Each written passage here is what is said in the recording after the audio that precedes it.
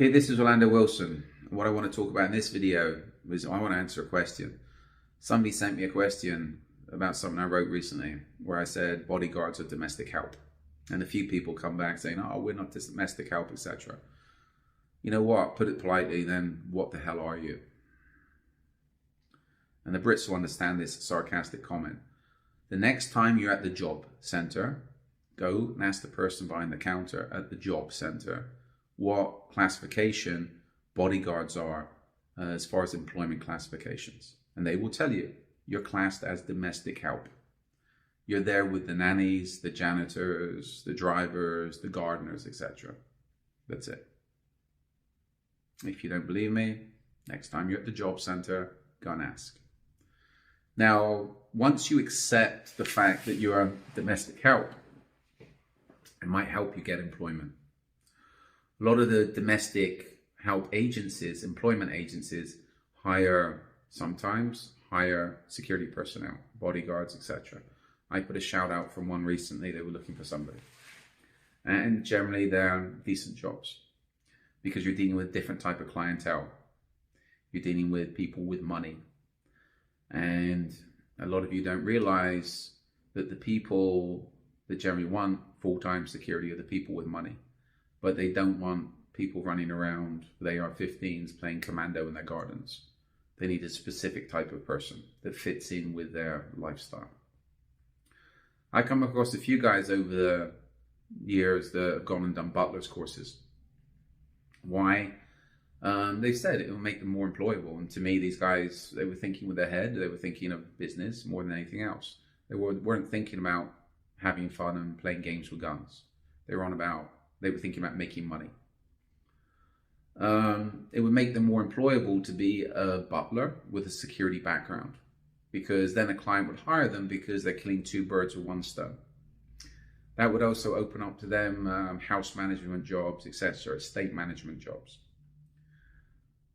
So this is where I think over the last couple of decades, the last decade at least, people have looked upon the close protection business as purely being security contractor work in Iraq and Afghanistan, where it's not. That's not the close protection business.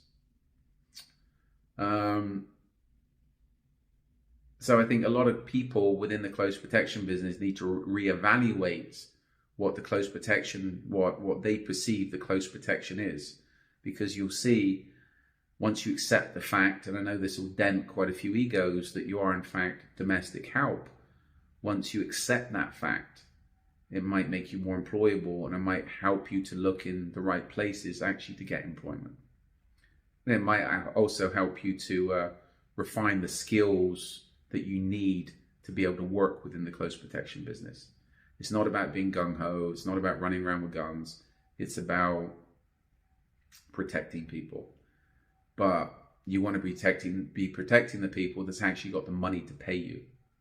Not just spending money on courses to play security contractor and walking away with a worthless certificate and never seeing any of the money you spent come back to you when you thought you were spending money on relevant qualifications. So next time you're at the job center, go and ask the person behind the counter what they classify bodyguards as within the employment categories, and they will tell you you're domestic help. For a lot of you guys, I want to say guys, not girls, because girls tend to be a little bit more sensible. For a lot of you guys, it might hurt your ego, but it might make you reevaluate whether you want to be in the close protection business or not. And if you do, it might point you in the right direction when you understand you are domestic help. Now, I got 3 books online specifically to do with close protection. I got a lot more books out there on various aspects of the security business, travel security, residential security, counterterrorism, etc. I'm throwing up a lot more of these videos.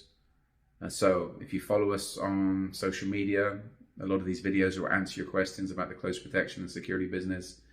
If you're connected with me on social media, feel free to drop me a line if you have any relevant questions.